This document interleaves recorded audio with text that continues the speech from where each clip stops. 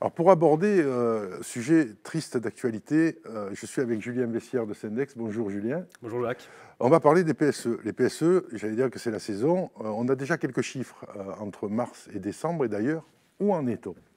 Alors Jacques, on en est à près de 800 PSE sur la période de mars 2020 à janvier 2021. C'est 2 fois plus que l'année précédente sur la même période.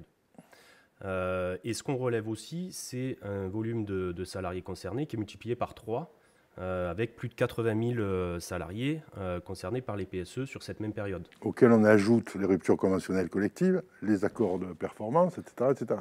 Alors, les accords de performance collective, initialement, ce n'est pas un outil de restructuration à part entière. Comme la rupture conventionnelle collective n'était pas non plus. Mais effectivement, dans la pratique, on voit bien que ça en devient un. On a encore assez peu de visibilité sur le nombre d'accords performance collective. C'est des données qui sont moins communiquées que celles qui portent sur les PSE. En tout cas, ce qu'on peut dire, c'est que l'outil préférentiel qui est retenu par les employeurs pour restructurer, ça reste le PSE.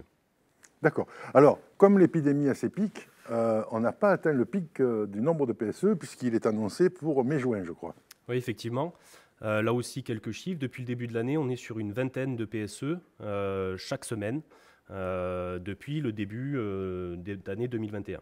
Alors, j'ai interviewé tout à l'heure Renaud Hamed, qui est le président de Comexposium, qui lui dit qu'au moment de la reprise, quand on est encore un peu à l'abri parce qu'il y a pas mal d'entreprises qui reçoivent des aides, etc., donc ça limite la casse, mais qu'au moment de la reprise, quand on va couper les aides, il va y avoir, comme pour l'épidémie, une deuxième vague.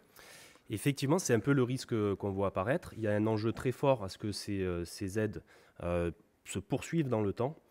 En fait, si vous voulez, il faut dissocier deux grandes situations. Est-ce que l'entreprise, elle fait face à une problématique d'ordre conjoncturel, auquel cas on a des outils qui existent, notamment le chômage partiel par exemple, ou est-ce que l'entreprise fait face à des problèmes structurels qui auraient plutôt tendance à perdurer et à s'être accentués avec la situation de la crise sanitaire? Donc là, effectivement, les entreprises sont dans une période où vraiment, là, on ne peut pas faire autrement. On a des aides, mais on est obligé de déclencher des PSE ou toute autre forme de restructuration, même si ce n'est pas très orthodoxe. Et puis, pour la deuxième vague, alors là, il va falloir être vigilant sur conjoncturel ou structurel. Exactement, tout à fait. Et ça, c'est un petit peu le rôle des élus, d'être vigilants sur ce sujet-là, et aussi d'être accompagnés par leurs experts ou par leurs partenaires avocats pour pouvoir bien délimiter cette notion-là qui est très fine. Votre mission aujourd'hui, ça va être l'anticipation de la deuxième vague. Si vous n'avez pas d'experts, vous ne saurez pas voir quelle est la structure ou la conjoncture qui vont vous permettre de dire, à partir du mois de septembre ou du mois de janvier, puisque aujourd'hui on peut dire que la longueur de vue peut aller jusqu'au début de l'année, voilà qu'on va être exposé. Tout à fait. Alors que vous savez déjà le lire, comme on lit dans le Mar de Café, vous savez déjà lire ça dans les comptes de l'entreprise. Alors c'est notre métier. Souvent notre métier d'assistance démarre avant les phases de plan de sauvegarde de l'emploi, qui sont des missions spécifiques destinées d'accompagnement auprès des représentants des salariés. Mais régulièrement, nous sommes déjà en contact avec les élus et on a déjà un diagnostic assez précis de la situation de l'entreprise. Alors, c'est-à-dire que, par exemple, je suis un élu, nous venons de négocier un PSE, le PSE est sur le point de s'appliquer. Est-ce que déjà, immédiatement, j'appelle un expert pour anticiper la deuxième vague?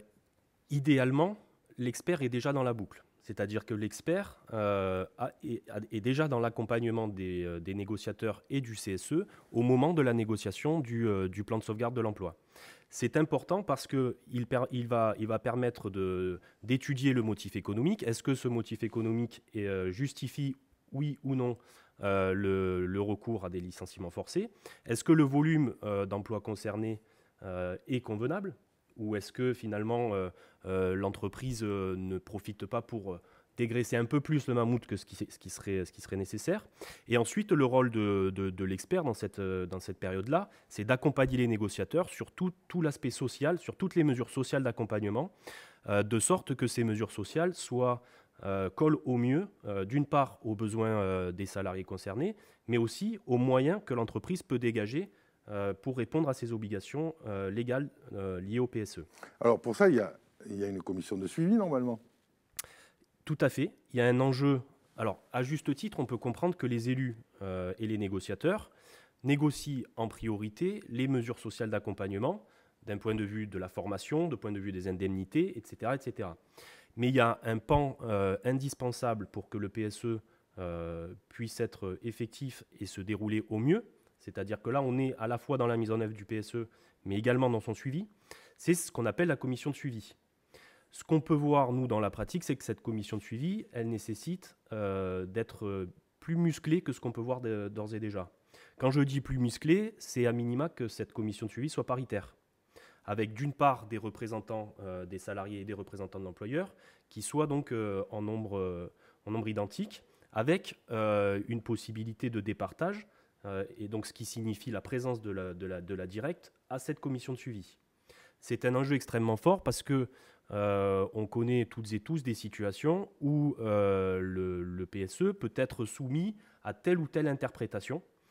Et donc on peut donner à cette commission de suivi, d'une part, un rôle de pilotage et de suivi classique, mais aussi un rôle d'interprétation des mesures du PSE qui, selon les situations, peuvent faire débat.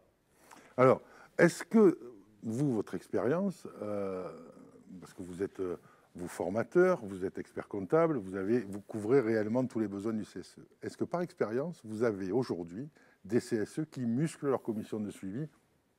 Alors j'imagine que ça doit se faire dans les plus de 5000 salariés. Maintenant, dans les PME type 200-500 salariés, est-ce que là, il n'y a pas des carences? Malheureusement, oui. C'est-à-dire que cette commission de suivi, puisqu'on est tout à fait dans le champ de la négo, elle renvoie déjà à l'équilibre du dialogue social dans l'entreprise. Et on le sait, le dialogue social est plus équilibré dans les plus grandes entreprises, notamment par rapport aux moyens dont disposent les représentants des salariés. Et à la présence syndicale. Et tout à fait à la présence syndicale. Et donc, effectivement, on a des commissions de suivi. Les exemples qui me viennent à l'esprit, c'est dans des entreprises qui sont de plus grande taille. Pas tout à fait sur les 5000. Au-delà de 500 salariés, on a des commissions de suivi qui commencent à être intéressantes. Mais je peux citer une des commissions de suivi qui me vient à l'esprit, où cette commission a même la main sur la réalisation budgétaire du PSE. Dit autrement, prenons l'exemple d'une des mesures sociales d'accompagnement qui porte sur la formation, par exemple, ou sur la création d'entreprises, ce qui est souvent, ce qu'on retrouve souvent dans le cadre des PSE. Dans le déroulé du processus de la mise en œuvre du PSE, les élus s'aperçoivent que finalement cette enveloppe budgétaire n'est pas totalement consommée.